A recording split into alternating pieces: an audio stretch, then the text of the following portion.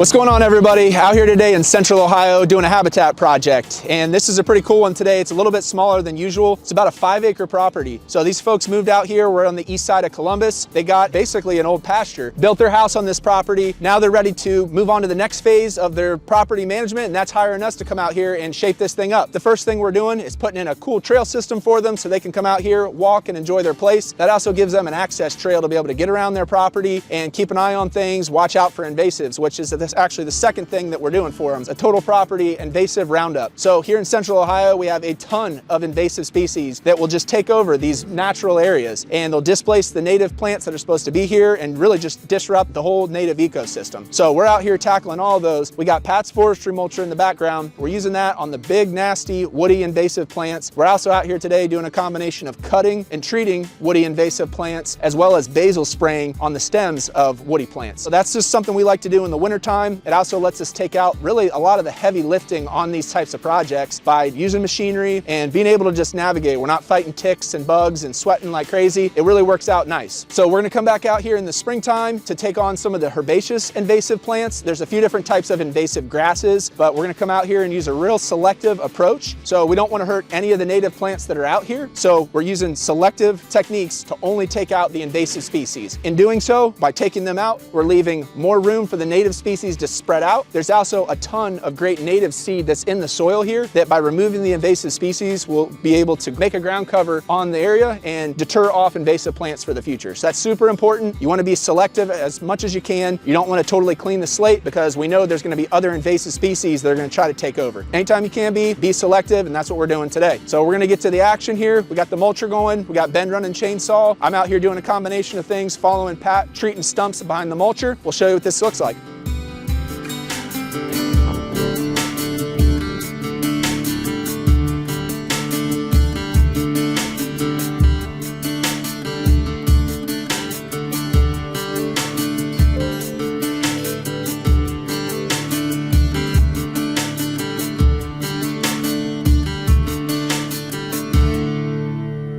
All right, so this is one of the main species that was taking over this field back here. Right here, you can see it going all the way to the top, probably 25, 30 feet tall. This is calorie pear. So this is super invasive. This got out here by about 30 to 40 years of landscapers planting these things. Nurseries were allowed to sell these. These are non-native, they're from another continent, and they have a white flower in the spring. People liked, I guess, the flower, and they planted them like crazy. And the seeds are really prolific, birds spread them, and they're just taking over natural areas. They will eat up a whole field in as little as a decade. This is an example. We're gonna probably come in here and cut this one. These invasives like this, these woody ones, you have to use a herbicide on the stump, or you gotta remove the roots entirely. So it's not practical to come in here and rip out this entire thing. So we'll either cut that with the chainsaw and treat just the stump, or we'll use the mulcher to grind it up and treat the stump that way. In doing so, we're gonna try to make sure we're leaving all the native stuff around it unharmed. So there's a lot of cool wildflowers in here. We're gonna work around those and just target the invasives.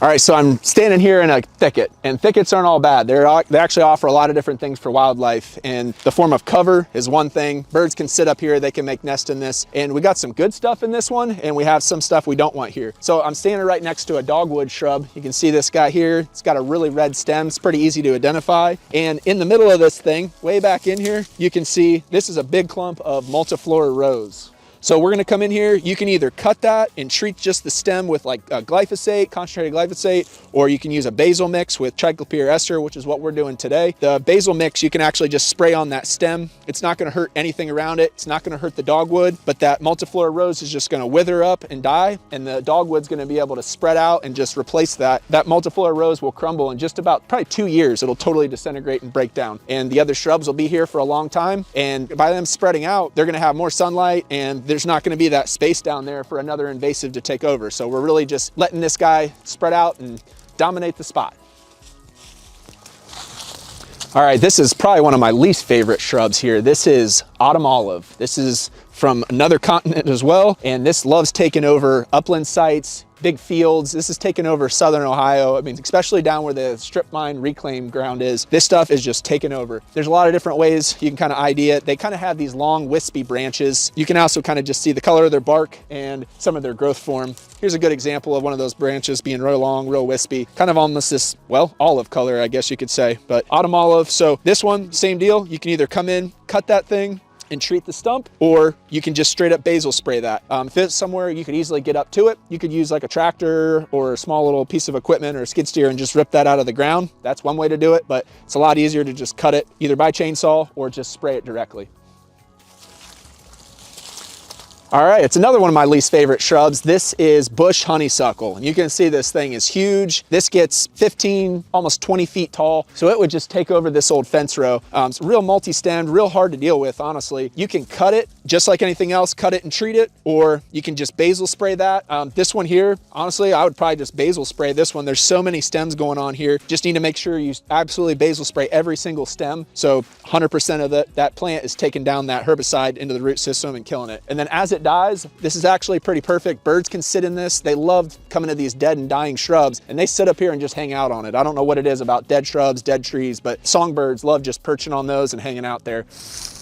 All right, you know you're in some multiflora rows when you are physically getting stuck and you hear your clothes ripping. This whole deal right here, this whole disaster is all multiflora rows. This stuff, I've seen it get as tall as 15 feet. Usually you can track it back down. Again, you can go in there and cut those. I've seen people use a pull saw to reach in there because the thing's gonna get you and stab you and pull at you every bit of the way. So we like to use sprayers. We can get in there with that wand and basal spray, getting all those different stems. But again, you got to make sure you get all of them. This stuff will just crumple away and new native stuff is gonna flush back here and just fill in the area and hopefully make a good ground cover that deters these invasives in the future. We're gonna run over here. So another really cool dogwood patch. Like I said, this is great for songbirds, produces a soft mass, a berry. It's got great pollinator benefit when it's flowering. But right here, we got a large autumn olive that's trying to compete with that thing. This is a great one. You could either cut this again or just basal spray that as well, but let that thing crumple away and let this dogwood take off.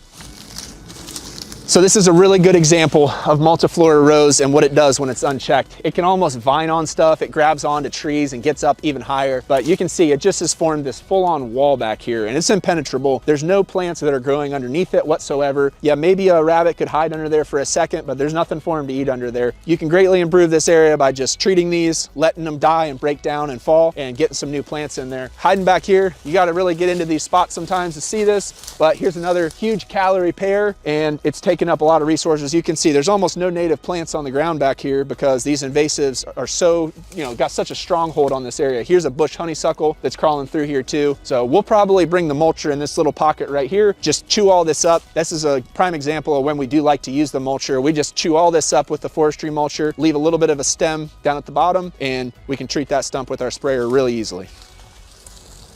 All right, so a different type of invasive. This is fescue. So all this is European. You can see this stuff and it makes these big mats. And basically it makes these mats because it chokes out everything else. It grows real early in the spring and it grows all summer and it grows late into the fall. So hardly anything else has any chance to grow. The only stuff that tends to grow up through it is invasive and woody plants that you typically don't want. So we're gonna come in here and use a grass selective herbicide when this stuff greens up. That's only gonna impact this right here. There's asters, there's goldenrods, there's all kinds of really cool native forbs in here and broadleaf plants. So because this pocket right here is all taken over by this fescue, we're gonna use just that grass selective. And at the time of year, we're gonna come in here and get it all in one application. And we're gonna throw a little bit of native seed in here to come up after that grass dies. Then we're just gonna walk away and let this area respond and let the native plants come back up. Right over here to my left, you can see a prime example. This is all fescue, guys. This is what this does. And it just makes these clumps. I mean, nothing can get through here. We're just gonna come in and herbicide it. Depending where you're at, it can be really useful to go and do a prescribed burn, but you still have to come in and herbicide that stuff because it's just gonna sprout back with vigor. It gets so built up, sometimes it's beneficial if you can do that burn to do that, but don't think that a fire alone is going to take care of this. And sometimes, like I said, if you can use the combination, you're just going to get it to a restored state that much quicker. But here, because we're close to a suburban area, we're not going to be doing a fire out here. We're just going to use herbicide, and the name of the game with that is getting a really good, thorough kill. I'm going to actually come back and check a second time to make sure that we got all of it. So we'll do an initial application. There might be some clumps that are trying to still sprout back. I'm going to come in and do a second treatment here, and this whole big pocket, you can picture what this is going to look like when this all dies. This is going to take off. We're going to get a native meadow back here really without adding any seed. We are going to do some overseeding, but the native plants are here. We can see them all over the site. Right here's a great example of just one real common one. This is a goldenrod species right here. There's asters. There's another dogwood. All this same seed is right over here, but this invasive species has taken over this site. I don't know about you, but I don't like looking at matted yellow grass. I'd rather see wildflowers and have species here that I know that native wildlife can use.